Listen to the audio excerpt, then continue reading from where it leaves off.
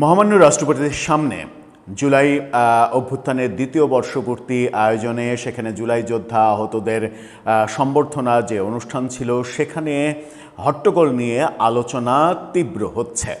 সেখানে ব্যাপক হট্টগোল করা, এনসিপির নেতাকর্মীরা আদতে কী বার্তা দিতে চেয়েছে, রাষ্ট্রপতিকে অপমান করা হয়েছে, রাষ্ট্রপতি সেই ব্যাপারে ক্ষোভ প্রকাশ করেছেন এবং সবথেকে বড় ঘটনা যেটা ঘটেছে সেটা হচ্ছে সেখান থেকে সমস্ত বিদেশি কূটনীতিকরা চলে গেছেন।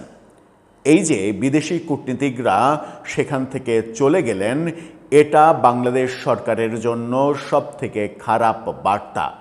এরপরে কূটনীতিকদের কোনো অনুষ্ঠানে নেয়ার ব্যাপারে কিংবা এমনকি সেই অনুষ্ঠানটা যদি মহামান্য রাষ্ট্রপতির অনুষ্ঠানও হয়, সেখানে কূটনীতিকরা যাবেন কিনা, গেলে কতটা স্বচ্ছন্দ বোধ করবেন, মানে যাওয়ার ক্ষেত্রে কোনো প্রশ্ন তৈরি করবেন কিনা, গতকালকে ঘটে যাওয়া এই ঘটনার পরে তারা তাদের দেশে কি মেসেজ পাঠালেন, এই প্রশ্নগুলো সামনে এসেছে। প্রশ্ন উঠেছে মুক্তিযুদ্ধ মন্ত্রণালয় নিয়ে এবং এই ব্যাপারে বিভিন্নজন বিভিন্ন কথা বলছেন। বিএনপি নেতা রাশেদ খান এটা নিয়ে দীর্ঘ একটা স্ট্যাটাসও দিয়েছেন। চলুন একটু বুঝে ওঠার চেষ্টা করি যে অনুষ্ঠানে এক ধরনের মবের আয়োজন করে, সেই অনুষ্ঠানটা রাষ্ট্রপতির অনুষ্ঠান, সেই অনুষ্ঠানে এক ধরনের মব কালচার তৈরি করে বিদেশিদের যে সেখান থেকে এক ধরনের বিতাড়িত করা হলো, এটা কি বাংলাদেশের জন্য ভালো কিছু হলো? বাংলাদেশের ইতিহাসে এরকম কোনো ঘটনা এর আগে কি ঘটেছে? সেই আলোচনাই করবো এই ভিডিওতে। থাকবেন পলিটিক্স টিভির নিয়মিত আয়োজনে।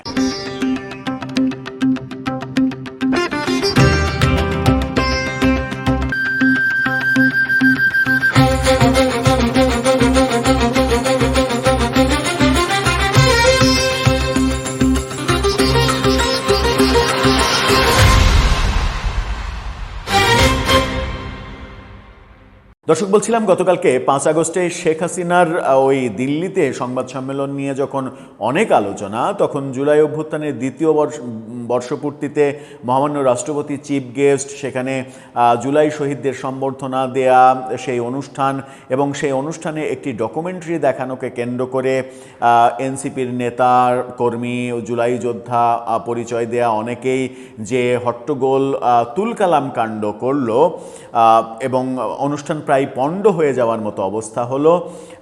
সেই ঘটনায় আমরা দেখলাম যে মুক্তিযুদ্ধ মন্ত্রী তিনি ক্ষমা চাইলেন, দুঃখ প্রকাশ করলেন। রাষ্ট্রপতি বললেন ভুল তো হতেই পারে, ভুল সংশোধন করে নেওয়ার কথা যখন মন্ত্রী বলছে তখন আর কোনো সমস্যা থাকার কথা নয়। মুক্তিযুদ্ধ প্রতিমন্ত্রী ইশরাক হোসেন প্রচণ্ড মানে ক্রোধে অনেক কথা বললেন জুলাই যোদ্ধা মানে এনসিপি নেতাদের উদ্দেশ্যে। সেখানে আক্তার হোসেন এনসিপির সদস্য সচিব, তিনি উপস্থিত থাকা সত্ত্বেও এই ঘটনাগুলো কেন ঘটলো এবং যে উচ্ছৃঙ্খলতা দেখানো হলো, স্বরাষ্ট্রমন্ত্রীও সেখানে ছিলেন এবং একটা অডিও মানে একটা ভিডিও মানে ভাইরাল হয়ে গেছে। স্বরাষ্ট্রমন্ত্রী যখন ডায়াসে দাঁড়িয়ে কথা বলছেন সেই সময় পুলিশ প্রধান তিনি গিয়ে বলছেন স্যার সবগুলোকে বাইরে বের করে দেব, এরকম মানে অনুমতি চাইলেন, কিন্তু স্বরাষ্ট্রমন্ত্রীর ধৈর্যের চরম মানে জায়গা থেকে তিনি বলেছেন না না না, এটা করা যাবে না। অর্থাৎ আইজিপিকে তিনি ওই হট্টগোলকারীদের বিরুদ্ধে কোনো ব্যবস্থা নিতেও মানে নিষেধ করলেন। কিন্তু এটা হয়তো স্বরাষ্ট্রমন্ত্রীর মানে উদারতা যে আজকের মতো এরকম একটা দিনে এরকম একটা অনুষ্ঠানে জুলাই যোদ্ধা পরিচয় যারা দিচ্ছে তাদের উপরে যদি পুলিশ অ্যাকশান নেয় তাহলে সেটা একটা বাজে দৃষ্টান্ত হবে। সঠিক কাজটাই করেছেন, কিন্তু মানে ঘটনা যেটা ঘটলো সেটা তো ঘটেই গেল। বিদেশিরা কূটনীতিকরা সবাই চলে গেলেন এবং বহু দেশের কূটনীতিকরা সেখানে উপস্থিত ছিলেন, পশ্চিমা কূটনীতিকরা উপস্থিত ছিলেন, ভারতের কূটনীতিক দীনেশ ত্রিবেদী, অবশ্য ভারতকে তো আমরা এখন গোনার মধ্যেই ধরি না, তিনিও উপস্থিত ছিলেন এবং তারা চলে গেলেন। প্রচণ্ড মানে বাজে সিচুয়েশনের মধ্যে তারা তড়িঘড়ি করে দ্রুত পায়ে সেই অনুষ্ঠান স্থল ত্যাগ করলেন। এটা কি বার্তা দিল? মহামান্য রাষ্ট্রপতি তার বক্তব্যে তিনি নিজে বলেছেন যে বিদেশিদের সামনে যা করা হলো তাতে আমি খুবই অপমানিত বোধ করেছে। রাষ্ট্রপতির জায়গা থেকে তো এর চাইতে মানে বিশদ বর্ণনা করে কোনো কিছু বলার থাকে না। এই কথাই তো বলে দেয় যে কি ঘটনা ঘটলো সেখানে। এখন যে ঘটনা ঘটলো এবং কূটনীতিকরা চলে গেলেন, চলে যাওয়ার পরে তারা তাদের দেশে স্ব দেশে কি মেসেজ দিয়েছেন, যে বাংলাদেশে কূটনীতিকদের মানে দাওয়াত দিয়ে সেখানে নিরাপত্তা নিশ্চিত করতে পারে না বাংলাদেশ সরকার। আলটিমেটলি তো দায়টা চলে গেল সরকারের উপরে, আর সরকারের উপরে দায়টা যেন যায় তার মেটিকুলাস ডিজাইন কারা করেছিল, সেই প্রশ্নের উত্তরও তো দরকার। যেখানে মহামান্য রাষ্ট্রপতি আছেন, স্বরাষ্ট্রমন্ত্রী নিজে আছেন, যার দায়িত্ব আইন শৃঙ্খলা রক্ষা করা, সেখানে এই ঘটনা ঘটলো এবং ঘটানো হলো। কিন্তু এর পেছনে কি সরকারেরও দায় নেই? যে ডকুমেন্টারিটা দেখানো হলো সেখানে জুলাইকে কেন্দ্র করে ডকুমেন্টারি, সেখানে আবু সাইদকে দেখানো হয়নি, এই অভিযোগ তোলা হলো এবং সেই অভিযোগটাকে আরও বেশি গুরুত্বপূর্ণ করার জন্য বলা হলো বেগম খালেদা জিয়াকেও দেখানো হয়নি। জুলাই আন্দোলনের সঙ্গে, জুলাই আন্দোলনের মাঠের প্রেক্ষাপট নিয়ে যদি আপনি ডকুমেন্টারি করেন, সেখানে বেগম খালেদা জিয়া তিনি সেই ডকুমেন্টারির মধ্যে আছেন কি নেই সেটা হয়তো অনেক বড় আলোচনার বিষয় নয়, কিন্তু টেকনিক্যালি আমরা দাবি করছি, মানে আমাদের জন্য দাবি করছি না, এখানে তো বেগম খালেদা জিয়াও নেই, এই দাবিটাকে অনেক বেশি মানে যথার্থ করে তোলার জন্য বেগম খালেদা জিয়ার নাম যে আনা হয়েছে সেটা বোঝা যায়। কিন্তু মূল দাবিটা হচ্ছে যে আবু সাইদের না থাকার অভিযোগ। আমি জানি না সেখানে ছিল কিনা, বলা হয়েছে যে ছিল, কিন্তু মানে যতটুকু থাকা প্রয়োজন ছিল, যেভাবে থাকা প্রয়োজন ছিল সেভাবে থাকেনি। সেভাবে না থাকাটাও অপরাধ এবং ভুল, কারণ আপনি জুলাইকে নিয়ে যদি ডকুমেন্টারি করেন সেখানে আবু সাইদের ক্যারেক্টার প্রতিষ্ঠিত হবে না, সেটা তো হতে পারে না। আরেকটা অভিযোগ রয়েছে, সেখানে এক দফার ঘোষক নাহিদ ইসলামকে পাল্টে দেওয়া হয়েছে, সেখানে নাকি বর্তমান প্রধানমন্ত্রী তারেক রহমানকে এক দফার ঘোষক হিসেবে দেখানো হয়েছে। আমি জানি না, আমি দেখিনি যেহেতু। রাশেদ খান এই ব্যাপারে একটা স্ট্যাটাস দিয়েছেন ফেসবুকে, তার স্ট্যাটাসটা দেখে নিন।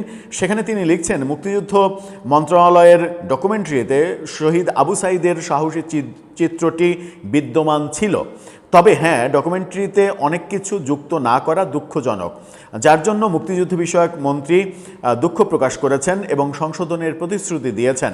তবে গণঅভ্যুত্থানের ইতিহাস বিকৃতির শুরু আসিফ মাহমুদের বইয়ের মাধ্যমে। গণঅভ্যুত্থানের খলনায়ক হাসনাত সার্জিসদের নেতিবাচক ভূমিকা বইয়ে তুলে ধরা হয়নি। এ বিষয়ে আমি আসিফ মাহমুদের সঙ্গেও কথা বলেছি, উত্তর পেয়েছি তিনি যতটা সম্ভব তুলে ধরেছেন, অনেক কিছু নানা বাস্তবতার কারণে তুলে ধরতে পারেননি।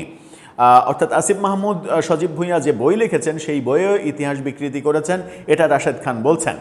এখন মানে আসিফ মাহমুদ সজীব ভুঁইয়া যদি ইতিহাস বিকৃতি করে থাকেন তাহলে তো বিএনপিও করবে, করার কথা নয়। অবশ্য যে দেশে মুক্তিযুদ্ধের ইতিহাস পরিবর্তিত হয়ে যায় সে দেশে আর কোন ইতিহাস পরিবর্তন হবে কি হবে না সেটা বোধহয় আলোচনার আর বিষয় থাকেই না। আমার আলোচনার জায়গাটা সেটা না, কূটনীতিকরা কি মেসেজ পেলেন এখান থেকে, কিংবা তারা তাদের দেশে বিভিন্ন আন্তর্জাতিক সংস্থায় কি মেসেজ দিলেন, এবং নিশ্চিত করেই সেটা ব্যাড মেসেজ। এরপরে আমরা যেটা দেখেছি যে অনেকেই ফেসবুকে গুরুত্বপূর্ণ ব্যক্তিরা লেখালেখি করছেন, গোলাম মাওলার অনেকেও লিখতে দেখেছি যে এরপরে বঙ্গভবনে কিংবা রাষ্ট্রপতির কোনো আয়োজনে কূটনীতিকদের যখন আপনি দাওয়াত দেবেন তখন কি তারা নিজেদেরকে নিরাপদ মনে করবে সেখানে যেতে, নাকি মনে করবে যে অনুষ্ঠান যেখানেই হোক না কেন, যত নিরাপত্তার মধ্যেই হোক, একটা ভেন্যুতে চিনমৈত্রী সম্মেলন কেন্দ্রে অনুষ্ঠান হচ্ছে, সেখানে মহামান্য রাষ্ট্রপতি আছেন, রাষ্ট্রপতি এবং প্রধানমন্ত্রী যে অনুষ্ঠানে থাকে সেই অনুষ্ঠান সর্বোচ্চ নিরাপত্তার জালে মানে আটকে রাখা হয়। সেই রকম সর্বোচ্চ নিরাপত্তা দেয়া অনুষ্ঠানে যখন আপনি নিরাপত্তা দিতে পারছেন না, কূটনীতিকরা নিজেদেরকে অনিরাপদ ভেবে অনুষ্ঠান স্থল ত্যাগ করছেন খুব দ্রুত লয়ে, তখন পরবর্তীতে তাদেরকে দাওয়াত দিলে তারা যাবেন কি না সেটা একটা বড় ব্যাপার, এবং এটা এই সরকারের জন্য অনেক বড় একটা ব্যর্থতা। কিন্তু ব্যর্থতাটা কি সরকারের জন্যই তৈরি হলো, নাকি এই ব্যর্থতাটা যেন তৈরি হয় তার জন্য একটা ডিজাইন করা ছিল? এই প্রশ্নটা আসবে, কিন্তু তার মানে এটা উড়িয়ে দেওয়ার কোনো মানে হয় না যে ডকুমেন্টারির ব্যাপারটাতে জুলাই যোদ্ধারা যদি প্রতিবাদের ভাষা মানে খুঁজে পায় যে এটা প্রতিবাদ করা উচিত, তাহলে তারা প্রতিবাদ করবে না, এটা তো হতে পারে না। তবে অবশ্যই রাষ্ট্রপতির আয়োজন এবং কূটনীতিকদের আয়োজনে কোনোভাবেই চীন-মৈত্রী সম্মেলন কেন্দ্রে গতকালকে যা ঘটানো হয়েছে সেটা কোনোভাবেই গ্রহণযোগ্য নয়, কারণ প্রতিবাদের ভাষা কখনো মবের ভাষা হতে পারে না। এবং গতকালকে কূটনীতিকরা সেখান থেকে বেরিয়ে গেছেনও সেই মবের ভয়ে, যে মবটা প্রফেসর ইউনূসের আমলে ১.৫ বছরে এদেশে প্রতিষ্ঠিত করা হয়েছে। এই চিত্র কিন্তু কূটনীতিকরা দেখেছেন, কারণ তারা স্পষ্ট বুঝেছেন যে যে কোনো জায়গায় এই মবের ঘটনাটা ঘটতেই পারে, বাংলাদেশে অবাক হওয়ার কিছু নেই। দর্শক, এ ব্যাপারে আপনার ভাবনাকে, কূটনীতিকরা আগামীতে কোনো আয়োজনে তাদের উপস্থিতির বেলায় নতুন করে 10 বার করে ভাববেন না? আপনার মতামত জানিয়ে লিখতে পারেন আমাদের কমেন্ট বক্সে।